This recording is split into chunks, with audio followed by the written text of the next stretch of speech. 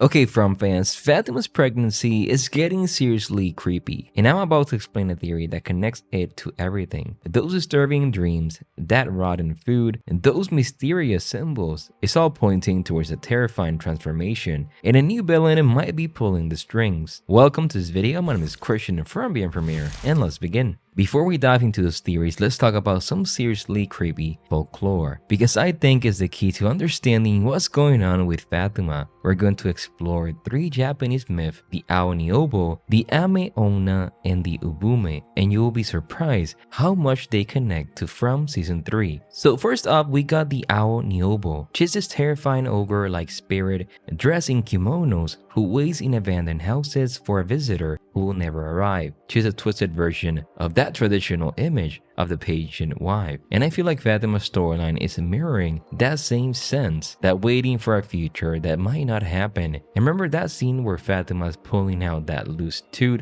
from her mouth? It's like a visual representation of the Aoniobo decaying beauty, that loss of vitality. And you know what's even creepier? The Aoniobo devours anyone who enters her home. It's a chilling thought, and it makes you wonder if Fatima, growing despair, her connection now to the lady in the kimono, could turn her into a similar figure, a danger to those around her. Then there's the Ame Onna, the rain woman. She's a vengeful spirit who steals children, and her connection to water, terrain, is all very From. Remember how Fatima been craving those rotten crops? It's like a twisted version of the Ame Onna, insatiable thirst, a hunger for something unnatural. And those dreams and those visions of the lady in the kimono with water flowing from her hands is all connected, and that is in Elgin's dream. It's like Fatima now is being drawn into that same watery world. And finally, we got the Ubume, the ghost of a woman who died in childbirth. Now this is where things get really unsettling. The Ubume wanders the streets, searching for a way to care for her lost child. What if her pregnancy complications, her increasingly weird behavior, are a sign that she's transforming into this kind of monster? Not the Ubume of the Ame Onna or the Aoniobo, it's a mix of the 3. And this is some seriously messed up folklore. It's making me question everything about Fatima's fate. Something definitely is off, and it's making me really scared about what may happen to her.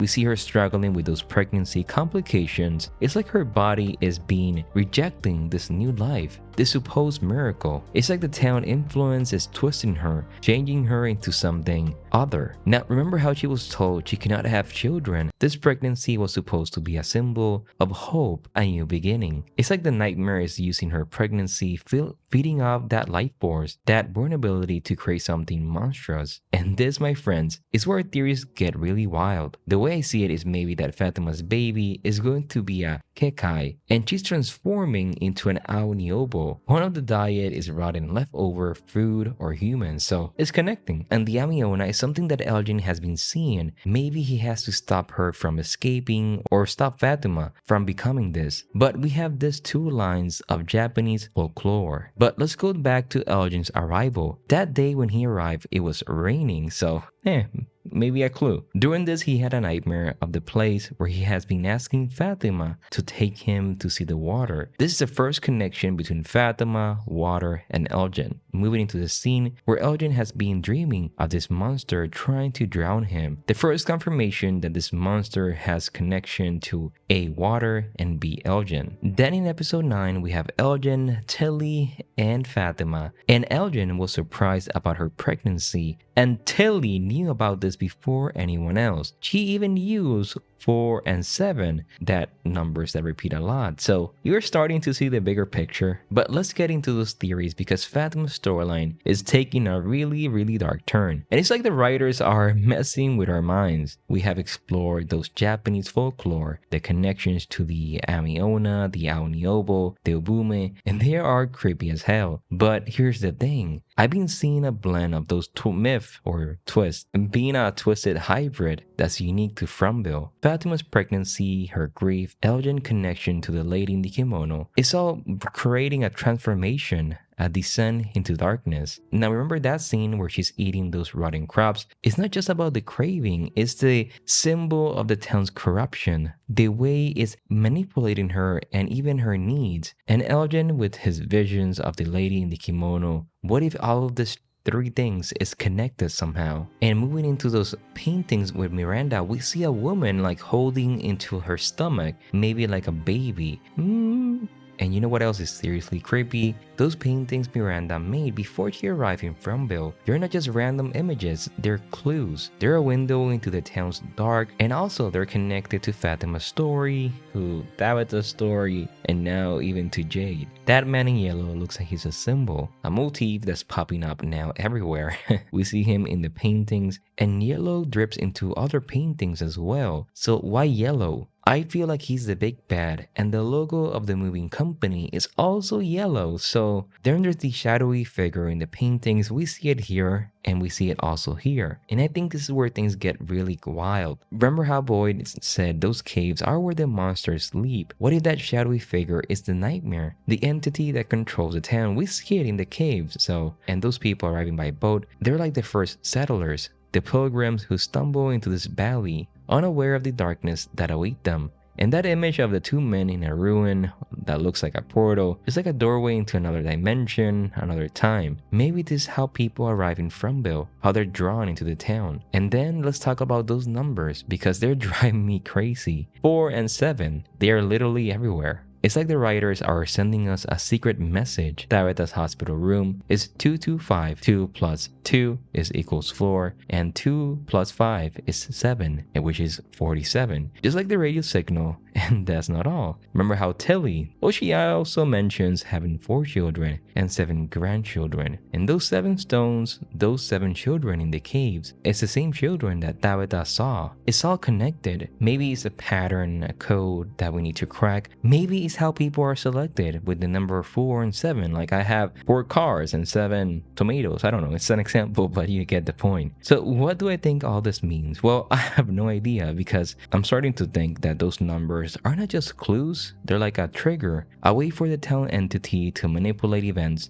to control those characters' fates. What if the boy in white is the opposing force, the one trying to break the cycle, maybe even to disrupt that 47-year pattern? And there's also some theories about the town connection to biblical numerology, to the tarot, 4 being the physical world, 7 being the spiritual. It's like Fromville exists between those two realms, a place between life and death. Those bottle trees, they're also creepy, but they're also those faraway trees that can transport people to the lighthouse. And those years inscribed on the lighthouse walls, they're not just dates, they're part of a code. And also we see those years in dreams, so it's like the bottle trees are keeping time, marking those significant moments in the town's history. Those turning points in the darkness. Are the trees seen from more than just scenery? Are they symbols of the town power? Or are they something else entirely? Let me know in the comments below. But From, in my opinion, is a story about ancient evil, prophecies, and those desperate attempts to break free from a cycle of violence, of a curse. But how everything connects.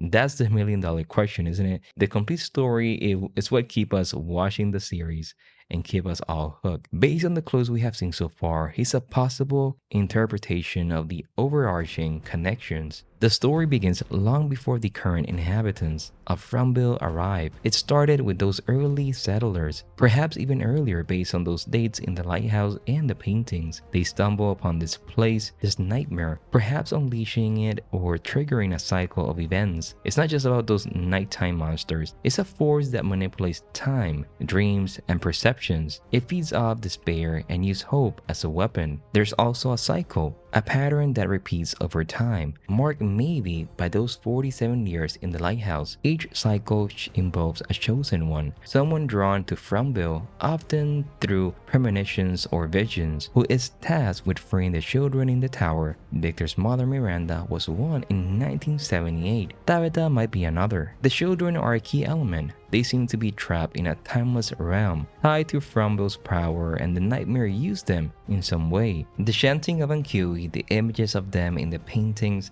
being in the caves, they're a constant reminder of the curse. The children also may be the key to freeing the town. The chosen ones and their failures. Well, every chosen one attempts to free the children or to understand Fromville's secrets, but each fail. This failure fuels the nightmare's power, perpetuating the cycle of suffering and death. Victor's mother failed. The paintings depict those failures and possibly hinting at the outcome of Tabitha's journey. The boy in white might be a force to the nightmare entity, or maybe trying to break the cycle. We also see the many paintings creating a story. But what is the ultimate goal of the nightmare entity? Well, I think it's unclear, but it involves either the continued suffering of the townspeople, maybe he's feeding of the people in the town, breaking the cycle like an energy vampire, possibly by freeing